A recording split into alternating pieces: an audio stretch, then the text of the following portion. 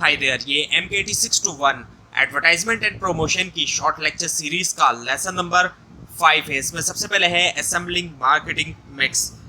सबसे पहले है कि means to identify and create best possible combination of 4 piece, यानी कि केयरफुली एनालाइज किया जाए नीड्स, वांट्स और प्रेफरेंस जो है टारगेट मार्केट की, एज वेल एज जो मार्केटिंग एनवायरनमेंट है, ताकि डिटरमाइन किया जाए जो इफेक्टिव कॉम्बिनेशन है प्रोडक्ट, प्राइस, प्लेस और प्रमोशन का, जो कि मीट करेगा नीड्स जो है टारगेट मार्केट की और अचीव किया जाएगा, अचीव करना मार्केटिंग ऑब्जेक्टिव्स को। उसके बाद है कि involve the process of the choices of appropriate marketing activities. इसमें क्या होता है कि सिलेक्ट किया जाता है जो ज़्यादा एप्रोप्रिएट मार्केटिंग स्ट्रेटजीज हैं और टैक्टिक्स हैं, बेस करती है मार्केटिंग मिक्स पे, as well as target market और ऑब्जेक्टिव्स, मार्केटिंग ऑब्जेक्टिव्स। और इसमें शामिल हो सकता है कंडक्ट करना मार्केटिंग रिसर्च, मार्केट रिसर्च को एनालाइज करना, पास्ट मार्केटिंग कैंपेन्स यूज़ करना, डेटा एनालिटिक्स टूल्स मॉनिटर करने के लिए, मेजर करने के लिए जो इफेक्टिवनेस है मार्केटिंग एक्टिविटीज़ की। और उसके बाद है कि allocates adequate marketing effort and resources to each P.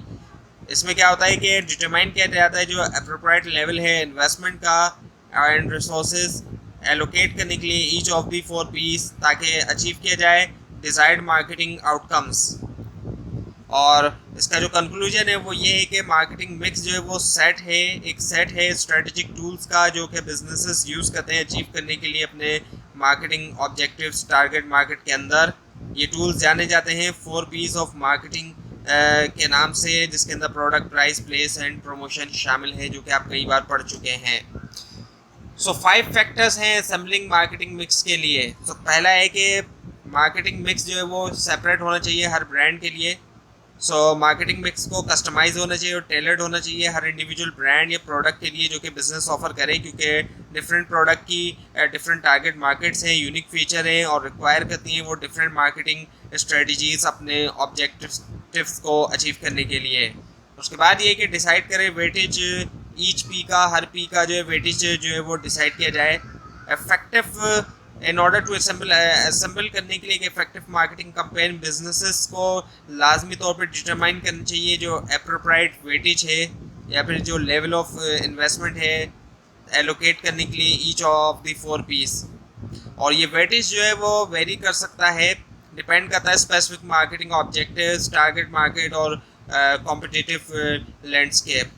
उसके बाद ये कि डिसीजन जो है वो शुड बी कस्टमर और मार्केट ओरिएंटेड या कस्टमर ओरिएंटेड होना चाहिए डिसीजन जो है वो। इसका मतलब क्या है कि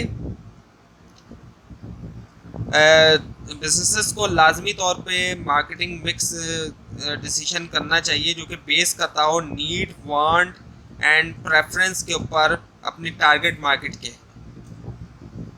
अंडरस्टैंड करते हुए टारगेट मार्केट बिजनेसेस जो है वो क्रिएट कर सकते हैं मार्केटिंग मिक्स जो कि डिज़ाइन किया जाता है मीट करने के लिए नीड को और प्रेफरेंसेस को। उसके बाद ये कि मिक्स जो है वो डायनामिक होना चाहिए, यानी कि मार्केटिंग मिक्स जो है वो कोई एक वन टाइम डिसीजन नहीं है, बल्कि ये एक ऑन गोइंग प्रोसेस है जिसके अंदर रिक्वायर है कांस्टेंट मॉनिटरिंग भी और एडजस्टमेंट भी।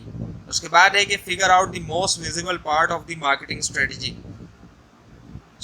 ये जो है रेफ़र किया जाता है मोस्ट विजिबल और इम्पैक्टफुल जो है एलिमेंट मार्केटिंग मिक्स का, जो कि वेरी कर सकता है, डिपेंड करता है प्रोडक्ट के ऊपर, टारगेट मार्केट और मार्केटिंग ऑब्जेक्टिव।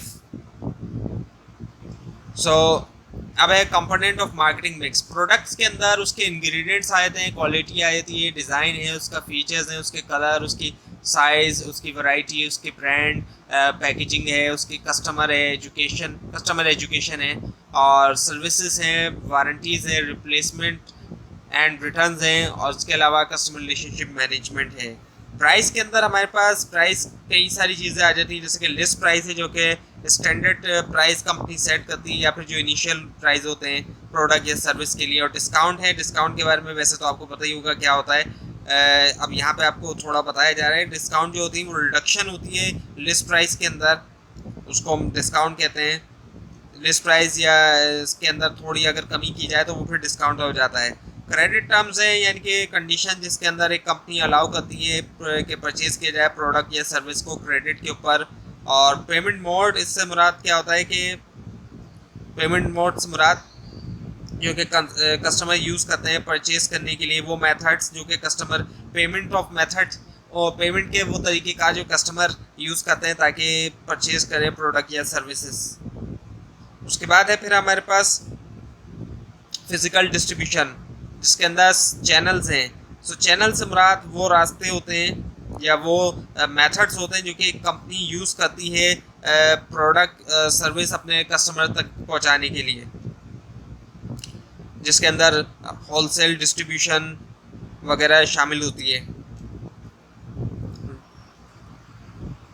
उसके बाद है फिर असॉर्टमेंट्स। असॉर्टमेंट से मुराद रेंज होती है प्रोडक्ट्स की या सर्विस की जो कि कंपनी जो है वो ऑफ़र करती है थ्रू इट्स डिस्ट्रीब्यूशन चैनल। और कवरेज आ जाती है। कवरेज से मुराद क्या होता है कि जोग्राफिकल रीच जो है एक कंपनी के डिस्ट्रीब्यूशन चैनल की। और लोकेशन से मुराद फिज़िकल प्लेसेस, वो जगह जहाँ पे कंपनी जो है वो कंपनी की जो प्रोडक्ट या सर्विस है वो अवेलेबल होती है कस्टमर्स के लिए। इन्वेंटोरी से मुराद स्टॉक होता है प्रोडक्ट का या रॉ मटेरियल का जो कि company data company has on hand होता है कंपनी के पास। और ट्रांसपोर्टेशन है, इसका मतलब होता है कि मूव होना प्रोडक्ट एक लोकेशन से दूसरी जगह पे जाना प्रोडक्ट का। और इसके अलावा वेयर हाउस है, यानी कि स्टोरेज होना प्रोडक्ट्स की या रॉ मटेरियल की वेयर हाउस के अंदर, वेयर हाउसिंग में आ जाती है वो। उसके बाद है फिर प्रमोशन में सबसे पहले एडवर्टाइजिंग है, जिसके बारे में पूरा का पूरा ये कोर्स है। और पर्सनल सेलिंग होती है जो कि generally face to face communication होती है सेल्स पर्सन और पोटेंशियल कस्टमर के दरमियान। और इसके अलावा डायरेक्ट मार्केटिंग है, जिसके अंदर सेंड किया जाता है पर्सनलाइज प्रमोशनल मैसेज, डायरेक्टली किया जाता है टारगेट ऑडियंस को किसी चैनल के ज़रिए, जैसे कि ईमेल है या डायरेक्ट मेल है या टेली मार्केटिंग वगैरह है। इसके अलावा पब्लिसिटी होती है जिसके अंदर जनरेट किया जाता है मीडिया अटेंशन। और कवरेज होती है प्रोडक्ट की या ब्रांड की न्यूज़ रिलीज़ के ज़रिए, मीडिया इवेंट्स के ज़रिए या फिर दूसरे नॉन पेड मीडिया चैनल्स के ज़रिए।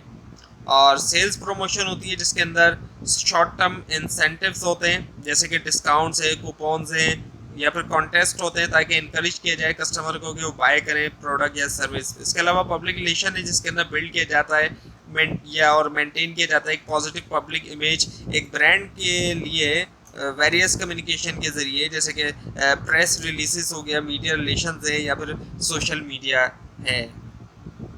अब है आपके सामने product life cycle. Product life cycle जो है वो डिस्क्राइब करती है जो स्टेज होती है एक प्रोडक्ट की जिससे गुजरती है वो इनिशियल लॉन्च से इवेंचुअल डिक्लाइन तक। अब आपके सामने यहाँ पर प्रोडक्ट लाइफ साइकिल मौजूद है। इसमें सबसे पहले इंट्रोडक्शन होता है, जो पहला स्टेज है प्रोडक्ट लाइफ साइकिल का। उसके अंदर क्या होता है कि प्रोडक्ट जो है वो इंट्रोड्यूस होती है मार्केट के अंदर, और जब वो इंट्रोड्यूस होती है सेल्स जो है वो लो होती है, मार्केटिंग एफर्ट जो होती है फोकस्ड होता है उनका क्रिएट करने के ऊपर अवेयरनेस और जनरेट करना, डिमांड जो है जनरेट करना प्रोडक्ट के लिए। और फिर एक ग्रोथ आ जाती है, प्रोडक्ट को एक्सेप्टेंस मिलती है मार्केट में, सेल्स जो है वो उसके अंदर इंक्रीज़ होता है बहुत ज़्यादा तेज़ी से। मार्केटिंग एफर्ट का जो फोकस होता है वो लॉयल्टी, ब्रांड लॉयल्टी बिल्ड करने के ऊपर होता है और एक्सपेंड करने के ऊपर होता है कस्टमर बेस। उसके बाद फिर मेच्योरिटी आ जाती है। जब मेच्योरिटी होती है तो सेल्स जो है वो ग्रोथ जो है उसके अंदर स्लो डाउन हो जाती है सेल्स ग्रोथ, और प्रोडक्ट जो है वो पहुंच जाती है मार्केट सेचुरेशन तक। और मार्केटिंग एफर्ट्स जो होती हैं उनका फोकस होता है मेंटेन करने के ऊपर मार्केट शेयर और एक्सटेंड करने के ऊपर प्रोडक्ट लाइफ साइकिल को प्रोडक्ट इम्प्रूवमेंट के ज़रिए या फिर लाइन एक्सटेंशन के ज़रिए। और फिर उसके बाद सबसे आखिर में डिक्लाइन आ जाता है। जब डिक्लाइन होता है तो क्या होता है कि सेल्स जो है वो गिरना शुरू हो जाती है, क्योंकि प्रोडक्ट जो है वो आउटडेटेड हो जाती है या फिर नई प्रोडक्ट जो है वो आ जाती है।